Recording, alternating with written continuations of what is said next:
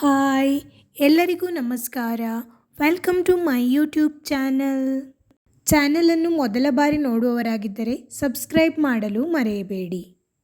ನಾನು ಅಮ್ಮನ ಹುಟ್ಟುಹಬ್ಬಕ್ಕೆ ತವರು ಮನೆಗೆ ಹೋದ ವಿಡಿಯೋವನ್ನು ನೀವು ಈಗಾಗಲೇ ನೋಡಿರ್ತೀರಾ. ಅಮ್ಮನ ಹುಟ್ಟುಹಬ್ಬಕ್ಕೆ ಯಾವ ಸ್ಪೆಷಲ್ ಸಿಹಿ ತಿನಿಸನ್ನು ಮಾಡಿದ್ದೇವೆ ಅಂತ ಈ ವಿಡಿಯೋದಲ್ಲಿ ನೋಡೋಣ. ಸಾಮಾನ್ಯವಾಗಿ ನಮ್ಮ ಊರಿನ ಕಡೆಯೆಲ್ಲ ಪಪ್ಪಾಯಿ ಗಿಡ ಇದ್ದೇ ಇರುತ್ತದೆ.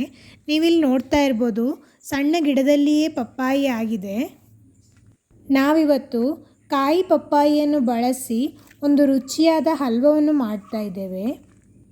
ಪಪ್ಪಾಯಿ ಹಲ್ವಕ್ಕೆ ಸಾಧಾರಣ ಒಳ್ಳೆ ಬೆಳೆದಂಥ ಪಪ್ಪಾಯಿ ಕಾಯಿ ಆಗಬೇಕು. ಎಳೆ ಪಪ್ಪಾಯಿ ಆದರೆ ಚೆನ್ನಾಗಿರುವುದಿಲ್ಲ. ಮೊದಲಿಗೆ ಪಪ್ಪಾಯಿಯನ್ನು ಚೆನ್ನಾಗಿ ತೊಳೆದು ತುಂಡು ಮಾಡಿಕೊಳ್ಳೋಣ. ನಾವು ಉದ್ದುದ್ದಕ್ಕೆ ತುಂಡು ಮಾಡಿಕೊಳ್ತಾ ಇದ್ದೇವೆ. ಇದರಿಂದ ಮತ್ತೆ ನಮಗೆ ತುರಿಯಲು ತುಂಬ ಸುಲಭ ಆಗ್ತದೆ. ನಡುವಲ್ಲಿರುವಂತಹ ಬೀಜವನ್ನು ತೆಗೆದುಕೊಳ್ಳಬೇಕು ಹಾಗೂ ಪಪ್ಪಾಯಿಯ ಹೊರಗಿನ ಸಿಪ್ಪೆಯನ್ನು ನಾವು ಈ ರೀತಿಯಾಗಿ ತೆಗಿತಾ ಇದ್ದೇವೆ. ಹೊರಗಿನ ಸಿಪ್ಪೆಯನ್ನೆಲ್ಲ ತೆಗೆದು ಚೆನ್ನಾಗಿ ಒಮ್ಮೆ ತೊಳೆದು ನಂತರ ನಾವಿದನ್ನು ತುರಿದುಕೊಳ್ಳೋಣ. ಪಪ್ಪಾಯಿ ಕಾಯಿ ಮತ್ತು ಹಣ್ಣು ಆರೋಗ್ಯಕ್ಕೆ ತುಂಬ ಒಳ್ಳೆಯದು. ಪಪ್ಪಾಯಿ ಕಾಯಿಯನ್ನು ನಾವೊಂದು ತರಕಾರಿಯ ಥರ ಉಪಯೋಗಿಸುವುದು ನಿಮಗೆಲ್ಲ ತಿಳಿದೇ ಇದೆ. ಕಾಯಿ ಪಪ್ಪಾಯಿಯಿಂದ ಬೆಂದಿ, ಪಲ್ಯ, ದೋಸೆ ಹೀಗೆ ನಾನಾ ರೀತಿಯಾದಂತಹ ಅಡುಗೆಗಳನ್ನು ಮಾಡಿಕೊಳ್ಳಬಹುದು. ಆದರೆ ನಾವಿವತ್ತು ಪಪ್ಪಾಯಿ ಕಾಯಿಯನ್ನು ಬಳಸಿ ರುಚಿಯಾದ ಹಲ್ವವನ್ನು ಮಾಡ್ತಾ ಇದ್ದೇವೆ. ಮೊದಲಿಗೆ ಒಂದು ಬಾಣಲೆಗೆ 3ರಿಂದ 4 ಟೇಬಲ್ ಸ್ಪೂನ್ ತುಪ್ಪವನ್ನು ಹಾಕಿ ನಾವು ಈಗಾಗಲೇ ತುರಿದಿರುವ ಪಪ್ಪಾಯಿಯನ್ನು ಇದಕ್ಕೆ ಹಾಕಿ ಚೆನ್ನಾಗಿ ಹುರಿದುಕೊಳ್ಳೋಣ. ನಾವು ಸಕ್ಕರೆಯ ಬದಲು ಬೆಲ್ಲವನ್ನು ಬಳಸಿ ಹಲ್ವವನ್ನು ಮಾಡ್ತಾ ಇದ್ದೇವೆ. ಇದು ಕೂಡ ಆರೋಗ್ಯಕ್ಕೆ ತುಂಬ ಒಳ್ಳೆಯದು, ತುಂಬ ರುಚಿಯಾಗಿ ಕೂಡ ಇರ್ತದೆ. ತುರಿದಿರುವ ಪಪ್ಪಾಯಿಯನ್ನು ಕುಕ್ಕರ್ನಲ್ಲಿ ಹಾಕಿ ಹಾಲು ಅಥವಾ ನೀರನ್ನು ಹಾಕಿ ಬೇಯಿಸಿ ಕೂಡ ನೀವು ಅದನ್ನು ಮಾಡಿಕೊಳ್ಳಬಹುದು. ನಾವು ಡೈರೆಕ್ಟಾಗಿ ಪಾತ್ರೆಯಲ್ಲಿ ಹಾಕಿ ಇದನ್ನು ಮಾಡಿಕೊಳ್ತಾ ಇದ್ದೇವೆ. ತುಪ್ಪದಲ್ಲಿ ಪಪ್ಪಾಯಿ ಎಲ್ಲ ಚೆನ್ನಾಗಿ ಹುರಿಯಲಿ. ನಂತರ ಬೆಲ್ಲವನ್ನು ಹಾಕಿಕೊಳ್ಳಬೇಕು. ಬೆಲ್ಲ ಕರಗಿ ನೀರಾದಾಗ ಜೊತೆಗೆ ಪಪ್ಪಾಯಿ ಕೂಡ ಚೆನ್ನಾಗಿ ಬೇಯುತ್ತದೆ. ನಾವಿಲ್ಲಿ 1 ಕಪ್ ಪಪ್ಪಾಯಿ ತುರಿಗೆ ಅರ್ಧ ಕಪ್ ಬೆಲ್ಲವನ್ನು ಬಳಸ್ತಾ ಇದ್ದೇವೆ. ಬೆಲ್ಲ ಕರಗಿ ನೀರಾಗಿ ಪಪ್ಪಾಯಿ ಕೂಡ ಅದರಲ್ಲಿ ಚೆನ್ನಾಗಿ ಬೆಂದಿದೆ.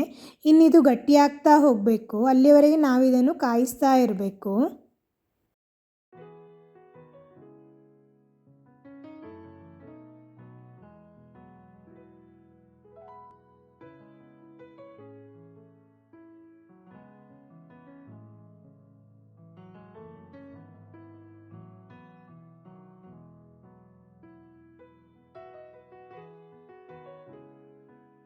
ಹಲ್ವ ಆಗ್ತಾ ಬಂತು.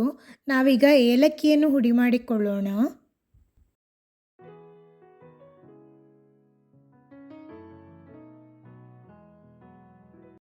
ಹಲ್ವ ಗಟ್ಟಿಯಾಗ್ತಾ ಬಂದಿದೆ.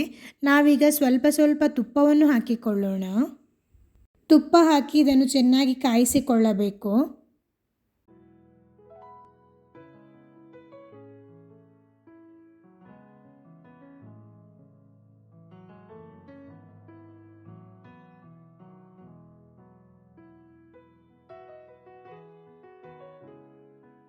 ಏಲಕ್ಕಿ ಹುಡಿಯನ್ನು ಇದಕ್ಕೆ ಹಾಕಿಕೊಳ್ಳೋಣ.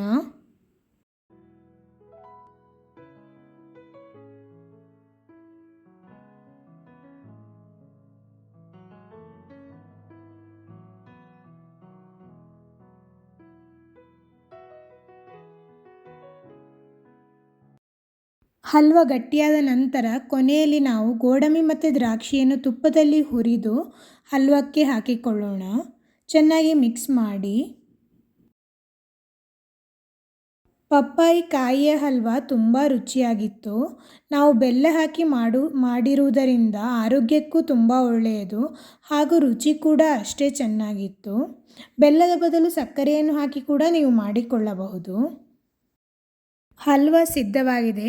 ಇದನ್ನೀಗ ತುಪ್ಪ ಸವರಿದ ಒಂದು ತಟ್ಟೆಯಲ್ಲಿ ಹಾಕಿ ತೆಗೆದಿಟ್ಟುಕೊಳ್ಳೋಣ. ನಿಮಗೆ ಈ ವಿಡಿಯೋ ಇಷ್ಟವಾಗಿದೆ ಅಂತ ನಾನು ಭಾವಿಸ್ತೇನೆ. ಇಷ್ಟವಾದಲ್ಲಿ ಲೈಕ್, ಶೇರ್ ಹಾಗೂ ಸಬ್ಸ್ಕ್ರೈಬ್ ಮಾಡಲು ಮರೆಯಬೇಡಿ. ನಿಮ್ಮ ಮನೆಯಲ್ಲಿ ಪಪ್ಪಾಯಿ ಕಾಯಿ ಇದ್ದರೆ ನೀವು ಕೂಡ ಒಮ್ಮೆ ಟ್ರೈ ಮಾಡಿ ನೋಡಿ, ತುಂಬ ರುಚಿಯಾಗಿರುತ್ತದೆ. Thank you for watching this video.